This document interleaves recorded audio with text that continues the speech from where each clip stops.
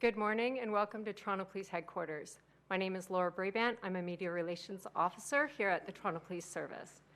Today, Chief Myron Demkiw, along with Staff Superintendent Kelly Skinner and Staff Superintendent Joe Matthews, will be providing a significant update to our gun violence strategy that was announced on June 27th. Chief. Good morning, everyone, and thank you all for being here today as we address the troubling rise in gun crime within a small segment of the tow truck industry. From shootings and arsons to mischiefs, this industry, which plays a critical role in maintaining traffic flow in our city, has been tainted by violence. Overall, firearm discharges and shooting events in our city have increased by 50% compared to last year. We believe that 14% of the shootings are related to an ongoing territory dispute involving a small segment of the tow truck industry. While many of the shootings that are occurring are firearm discharges targeting buildings or vehicles, there have been 2 homicides related to this dispute and several people injured. Since January 1st, 2024, there have been 43 tow truck related shootings and discharges. In late June, we announced a dynamic service-wide approach to our gun violence strategy, including a new tow truck task force involving specialty squads, divisional uniform members, and traffic services. We strategically deployed resources to address these violent crimes, and today we are announcing 4 significant arrests, resulting in 177 criminal charges. You are going to hear from 2 senior leaders who are going to share concerning facts regarding the ages of those involved, as well as the exploitation of youths and other alleged offenders. You'll also hear about our efforts to address and prevent youth gun violence. I will now turn it over to Staff Superintendent Joe Matthews for more information on the investigation. Thank you, Chief. Good morning. The Toronto Police Service Homicide Unit has arrested both a 15 and 16-year-old youth for first-degree murder in a tow truck-related homicide that occurred on July 6th. 28-year-old Sulakshan Selvasingham of Pickering was shot repeatedly while sitting in his car in the Warden and Ellesmere area. The suspects fled and the victim eventually succumbed to his injuries. The tow truck task force, known as Project Beacon, also alleged that these same 2 youths were responsible for 11 separate shootings between June 29th and July 14th, with 8 of these shootings taking place over just 2 days of the Canada Day long weekend. As a result, they're facing a total of 154 charges in relation to these events.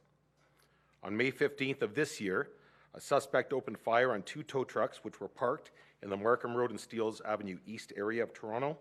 Fortunately, no one was injured, but there was damage to the trucks. After an investigation by our centralized shooting response team, a 17-year-old youth was arrested for the shooting and charged with 6 offenses. Also, as a result of the investigation, we allege this youth was being paid to commit the shooting and was directed to where the tow trucks would be by another person. 33-year-old Jamal Saeed Wizy of Oshawa has been charged with conspiracy to commit an indictable offense and has since been released by the courts. We know the ages of those responsible for the murder and other shootings over a holiday weekend is alarming to the community. These senseless violence has a significant impact on our communities and their well-being. These youth suspects are facing charges including conspiracy, possession of firearms without a license, and reckless discharge of firearms. 3 different stolen vehicles were used in their 16-day violent crime spree. The youths were arrested on July 15th after Ontario provincial police officers observed them in a stolen vehicle and were able to stop them. During the arrest, they were found to be in possession of a stolen Glock. At the time of their arrest, one of the youths was on a release order by the courts not to be in possession of a weapon, and the other was on a weapons prohibition. We've been working with Durham Regional Police, the Ontario Provincial Police, and Peel Regional Police, and we thank them for their assistance. We stand here today committed to restore community safety in collaboration with our partners throughout the GTA. I'd like to turn it over to Staff Superintendent Kelly Skinner. Good morning, everyone. I know that hearing these stats surrounding youth and youth violence are troubling. It's troubling for all of us. And we recognize that addressing youth violence requires more than just arrests and data collection. It requires all of us involved in proactive solutions. We are deploying resources strategically to address these violent crimes and working collaboratively with residents, with community leaders, faith leaders, and agencies to build relationships and to co-develop solutions to this problem. We understand the impact of adverse childhood experiences on the development of our youth. Cycles of violence, negligence, poverty, and trauma often drive the damage that we as a police are often trying to prevent. We continue to work closely with community leaders, educators, and organizations to ensure that our young people have the support and resources they need to choose a different path. An example of this work is the Community Connect program managed by our Youth Liaison Officer and our Community Partnership and Engagements Unit. This long-term youth engagement strategy connects youth with local neighborhood community officers through training and development initiatives to help reduce barriers and provide a wide range of opportunities to enhance their skills. Since March of 2023, when this program started, it has impacted over 3,700 youth by supporting the development of very important life skills. Another important initiative in the city is Focus, Furthering Our Communities United Services in Toronto, which is a collaboration of over 170 community agencies led by a cross-sector partnership between our service, the City of Toronto, and the United Way. This model brings together the most appropriate community agencies through weekly situation tables to help the most vulnerable individuals, families, and youth. And of all the Toronto Police Service referrals we made in 2024, and we average 70% of all referrals to focus tables, 15.4% were youth referrals as a result of engagement with our members as they go about their daily business and encounter youth. Our gang exit program, Engage 416, also identified 715 youths to refer to education, employment, or counseling programs last year. I want to remind everyone that community safety and well-being is a shared responsibility, in particular when it comes to our youth. And I encourage community members, if you know of a person that could benefit from our gang exit program, please call us. As well, if you have information that will help us prevent further violence, please call police directly or call Crime Stoppers at 416-222-TIPS. And with that, Chief Demkiw has some closing remarks.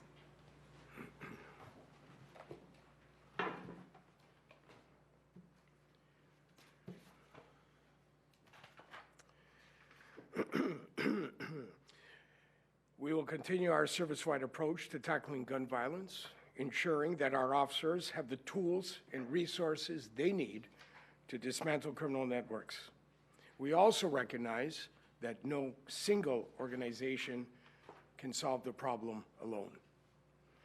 Earlier this month, Mayor Olivia Chow led a roundtable discussion about the need for an effective multisectoral response to youth crime and gun violence. While we continue to work to get firearms off our streets, police, social agencies, school boards, NGOs, and all levels of government must work together to intervene long before a young person gets involved in criminal activity. A whole-of-system approach with a public health lens is at the core of our work with our partners to address gun violence. It's time for bold actions by all stakeholders to address this pressing issue impacting our young. I want to thank each and every member of the Toronto Police Service and all of our policing partners for your hard work to conclude this investigation and for what you do each and every day to keep our community safe. Collaboration and communication are key in ensuring that we can address this problem on a regional scale, share intelligence, and bring those responsible for these crimes to justice. We know that getting a gun off the street or apprehending someone who has used a firearm is good police work. However, intervening to prevent someone from resorting to violence is always our goal. With that, we'll open it up for questions. Sean O'Shea with Global News. Good morning. To you or to one of the superintendents, could you say whether any or all of the suspects are out on bail right now, including the youths? So as I mentioned, the 33-year-old has been released from custody. The youth are in custody still. What kind of a dent do you think this has put into the tow truck problem, these arrests and these charges? Well, what I can tell you is we've seen a significant decrease in the shootings in relation to the tow truck industry since the arrests of these two youths. Chief, it's almost weekly that your officers are doing this very successful police work, and one of the patterns seems to be repeat offenders, people that are out on bail. This guy charged with conspiracy, he's now released. You've got a section 100 on one of these youth you've got just arrested, another one of releases. As a police manager, how do you deal with that? Is it out of your control, or is there something that you can do with your senior management to try to improve bail conditions? I really appreciate that question and the ability to, discuss what is something that's talked about quite often, obviously, is how do we better manage repeat violent offenders in our community and in our country, and in this case in Toronto. Listen, we pay very close attention to the statistics. We engage with our justice system partners in all levels of government to make sure they understand what we're seeing from our perspective as it relates to repeat violent offenders getting bail. But we also hone in our skills and our ability to make sure the best possible packages are presented to providing judges and justices so that the decisions being made at that point can be the most informed they can be. And to that end, we've developed our bail support teams, which support our officers, particularly in firearms investigations, to make sure that the best possible investigative packages are being presented at court in the most timely way. So it really is a multi-pronged approach, but I think to your point, it is something we're very much paying attention to. We're looking at what the data is telling us, and it continues to be a subject of public discourse, and certainly in police circles. Could that contribute to the increase in assaults on your officers as well, when you've got these desperate criminals who may think that their judicial luck may be up if they're out on 2 or 3 releases, and now you know for officers going to do an investigation? Do you think that could contribute to the assaults that we're seeing on the street with regards to the crime? Again, I appreciate that. I don't think we can ignore that as a potential contributor. I think there's multiple factors contributing to what our officers are experiencing and some of the things going on in our communities related to our members. But I think that's certainly a factor amongst other factors that contribute to that. Do you believe that people who commit these crimes in these types of criminal organizations recruit teenagers because of the Criminal Youth Justice Act and the fact that the rules are a little different for them in terms of punishments, their names being out, that kind of thing? Are they recruited partly for those reasons? I'll turn that over to the Staff Superintendent, Joe Matthews. So certainly in this investigation, we did see the use of youths. The motive behind using youths is likely because of the consequences they faced would be significantly different. It's also because they're able to entice them with smaller amounts of money to encourage them to do these violent acts. But yes, we definitely have seen that youths are being targeted to commit the actual acts that other people want done out on the streets. Thinking that these are connected, like the 33-year-old and the 17-year-old seem to be one, and then the 15 and 16-year-old seem to be other on paper here, but do you think they're all 4 connected in some way? We don't have information to say the 4 are connected, but the process in which they were identified to commit the crimes, we believe, are similar. And do you also think that the 15 and 16-year-olds were paid and directed by older people? We don't have direct evidence of that. However, a theory is that they are likely not directly related to any of the tow truck companies, that they are more identified to commit the crimes. And is this a couple of tow truck companies that are fighting against each other? Are there multiple, several? Do you have a sense of how many tow truck companies are involved in this? Through investigate, well, we likely have more than we're aware of, but we do have multiple. It's more than 2 that we're looking at. But what's the motive for the 15 and 16-year-old? Who are they targeting? What's the common thread between the multiple incidents? The common thread is money, that they are being enticed to do these acts for financial gain. And the larger picture, what's the money for? Why engage this violence? Well, I think that it's difficult for young people to really comprehend the consequences of their actions. So the immediate gratification of the money is enticing them to commit the acts of violence. And, the money is for whatever you can assume that young people spend money on. What I'm asking is this part of a turf war, and are there